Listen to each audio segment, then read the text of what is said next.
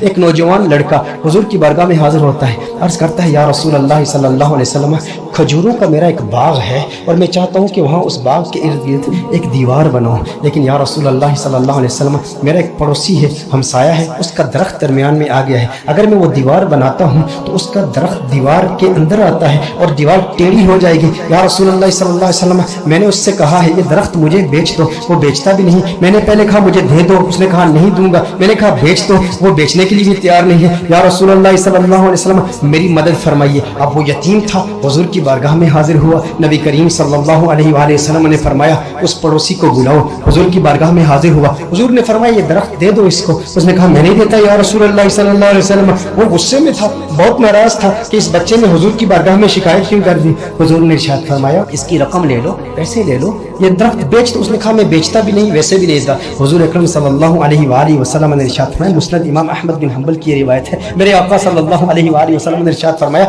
اچھا ایسا کرو کہ یہ درخت تم اس کی قیمت بھی لے لو اور اس درخت کے بدلے جنت میں ایک ایسا درخت ہوگا کہ جس کا سایہ اتنا طویل ہوگا کہ اس کے نیچے اگر 100 سال تک ایک سوار اگر سواری کرتا رہے تو اتنی طوالت ہے اس کی، اتنا سایہ ہے اس کا، وہ درخت جنت کا بھی لے لو۔ اس نے کہا یا رسول اللہ صلی اللہ علیہ وسلم میں قبول نہیں کرتا۔ اب وہاں پر صحابہ کرام علیہم رضوان موجود ہیں، حضرت سیدنا ابو الدحداء رضی اللہ تعالی عنہ صحابی رسول موجود ہیں، وہ عرض کرتے ہیں یا رسول اللہ صلی اللہ علیہ وسلم آقا اگر یہ درخت میں کسی طریقے سے اس سے خرید کر اس یتیم کو دے دوں تو کیا یہ آپشن میرے لیے بھی اوپن ہے کہ جنت میں مجھے بھی وہ درخت مل جائے گا؟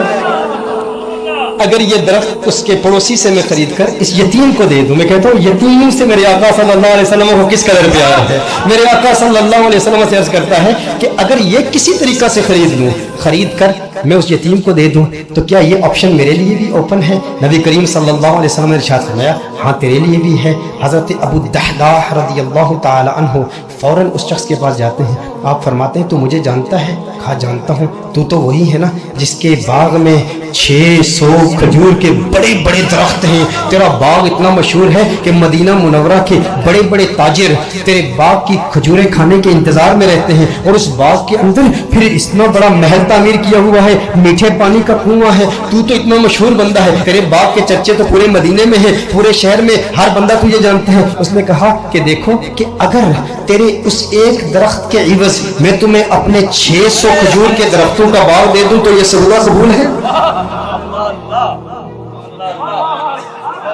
یہ سودا قبول ہے؟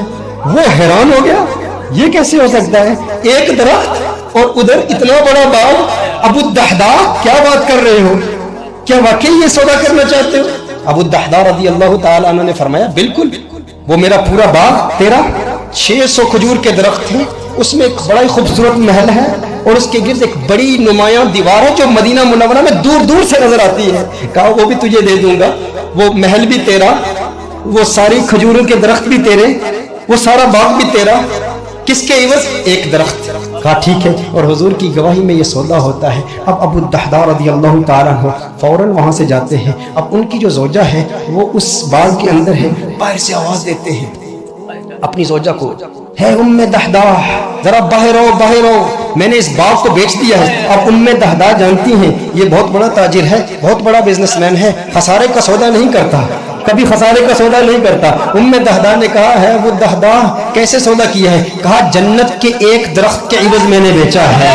اب دیکھو میرے دوستوں، اب دیکھو ام دحداء وہ نیک بخت خاتون، وہ خوش قسمت خاتون، اس کی عظمتوں کو سلام۔ آج آپ سوچیں کہ اگر آپ کی بیوی ہوتی اور آپ اپنے گھر جاتے اور اپنی بیوی سے کہتے ارے سنتی ہو باہر آ جاؤ باہر آ جاؤ، گھر سے باہر نکلو، یہ گھر اللہ کی راہ میں دے دیا ہے، وہ کہتی ارے ابھی تو یہ نیا ٹی وی رکھا ہے، ابھی کچھ زیورات رکھے ہیں، زیورات تو نکالنے دو، ارے نادان انسان تو نے کیا کیا، گھر ہی اللہ کی راہ میں دے دیا۔ ابو الدحداء رضی اللہ تعالیٰ عنہ نے باہر سے آواز دی، کہا ایک جنت کے درخت کے عوض۔ ام دحداء نے یہ بات سنی، کہا تو نے بڑے منافع کا سودا کیا ہے، بہت منافع کا سودا کیا ہے۔ ام دحداء فوراً اپنے بچوں کو پکڑ کے اس گھر سے باہر نکلتی ہے، باغ سے باہر نکلتی ہے۔ اب ننھے بچوں کے ہاتھ میں کچھ کھجوریں بھی ہیں، کھجوریں ان کے ہاتھ سے نکال کے کہتی ہیں اب یہ کھجوریں ہماری نہیں ہیں، میں نہیں چاہتی کہ ایک کھجور اللہ کے راہ میں دیے گئے مال سے میں اپنے جیب میں رکھ لوں، تو لے لے، کہیں اس کی وجہ سے جنت کے درخت میں ہمیں خسارہ نہ ہو، کہیں جنت کے درخت سے محروم نہ ہو جائے۔ ساری کھجوریں لے کر باغ کے اندر رکھ جاتی ہے۔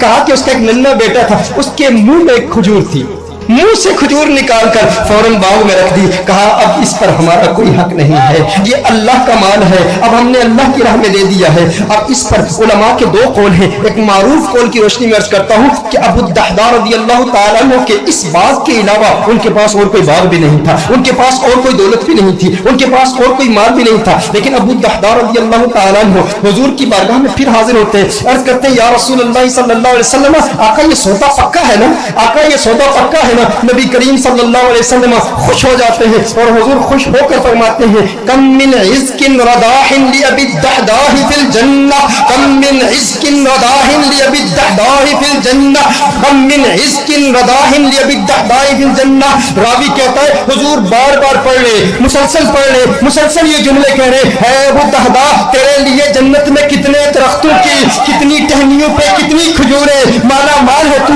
बार बार हुजूर इरशाद फरमा रहे बार बार यही जुमले। और दो रिवायात इसमें, दो मुख्तलिफ रिवायात में मुख्तलिफ अल्फाज है। कम मिन इज़्किन रदाहिन लि अबी दहदा फिल जन्नह। हुजूर अकरम सल्लल्लाहु अलैहि वसल्लम ने एक दूसरी रिवायत में फरमाया एक दरख्त के इवज एक दरख्त का सौदा किया था, अब तो तूने 600 दरख्त दे दिए तो जन्नत में 600 दरख्त तो कम से कम तुझे मिलेंगे ना। मैं मोहम्मद अरबी सल्लल्लाहु अलैहि वसल्लम जन्नत में देख रहा हूँ कि खजूरों के कितने दरख्त अल्लाह जल्ल व अला ने तुझे दे दिए हैं। मेरे दोस्तों इतनी कुर्बानी दी, एक यतीम की खातिर दी, लेकिन उन लोगों की कुर्बानी का अंदाज भी देखे, उनकी कुर्बानी का अंदाज भी निराला है। आज कोई कुर्बानी दे ना और उसे जन्नत की जमानत मिल जाए, या कोई कहे, कोई शेख ही कह दे, कोई स्कॉलर ही कह दे, कोई ऑर्गेनाइजेशन का मेंबर ही कह दे, कोई तहरीक वाला ही कह दे, इतना काम करे ना तो फिर तेरा काम कबूल हो जाएगा। वो कहते हैं मैंने तहरीक के लिए, मैंने दीन के लिए, मैंने इस मस्जिद की तामीर के लिए, मैंने कंजुल हुदा के लिए, मैंने दीनी ऑर्गेनाइजेशन के लिए, अपनी तहरीक के लिए इतना बड़ा काम किया, अब ये काम काफी है। लेकिन सहाबा किराम अलैहिम रिदवान का ये मिजाज नहीं था।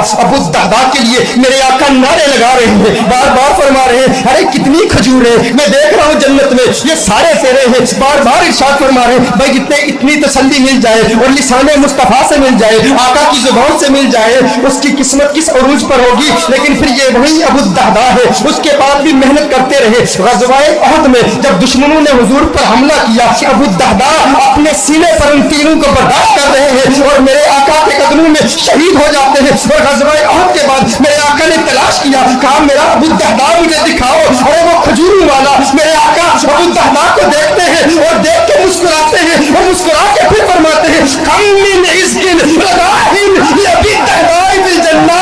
अबू दहदा जन्नत में खजूरें ही खजूरें, खजूरों के दरख्त। मेरे आका खुश होते हैं, उसकी हौसला अफजाई फरमा रहे हैं। मैं कहता हूँ कैसा खुशबख्त है जिसने हुजूर की जात के लिए, हुजूर की जान की तहफ़्फ़ुज़ के लिए अपनी जान दे दी। काश यूं मौत आए मेरे हमनशी, काश यूं